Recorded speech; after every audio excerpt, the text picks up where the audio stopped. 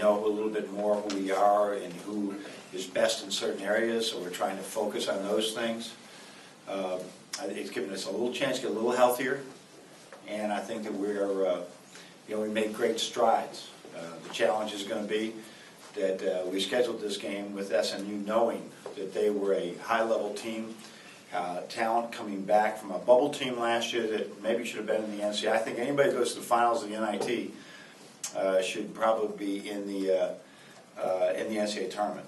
And so with everybody back, I don't know the status of Marcus Kennedy, who has not played yet, but he's a high-level player, and they just really have it all sorted together. Great point guard, a very polished and experienced centers, forwards they can really play, and so they're really going to be a challenge for us. It'll be an upper. I feel it's like an upper level Big Ten team coming in here to play. Rod, second row. John, you hinted earlier this week that you weren't sure whether Ricky might start this game. Have you made a determination on that just yet? I think that's what we'll go. I think we watched film today, and he's really played very well. He's improving a lot of areas, but that would be a good to assume. Mark, first row. You talked about the other day on the radio about the guys being able to play extended minutes and learning how to play when they're tired and handling that. With Ricky, that would seem, since he's been your most productive big, that seems like that would be somewhat of a challenge. I think it's a challenge with a couple of our guys, not just him. It's those guys that, speaking of Zach Irvin, it was 10 or 15 minutes last year, go do what you do, and now sustaining that, having that type of energy for 35 minutes is not easy.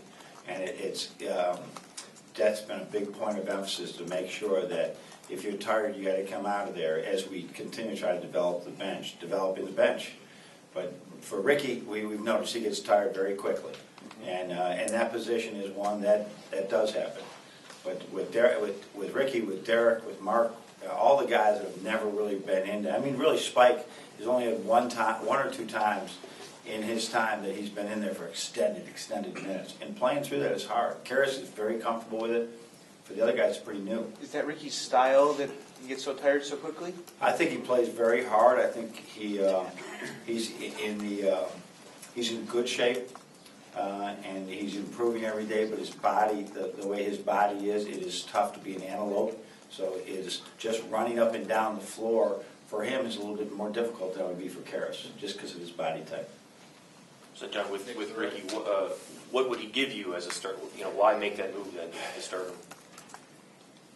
That's an interesting question because I feel that he's played the best of any of the big guys so far, and we tried one thing, and let's just try with the five guys that have played the best on the court right at the beginning, and see if we can get Mark as well more comfortable with a role of here's what I do. I go in and this is what I do, and I'm going to do it well, and I'm going to play as many minutes as Coach will put me in there for.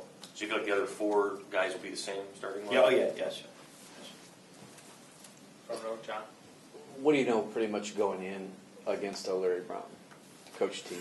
I've never coached against them before. We see a little Carolina action, but we see a lot of pro action. We just see a lot of ball screens and what I call naked pistols, which are just side pistols with no help over there. A really good system that is very hard to scout because they'll show you one thing and do another.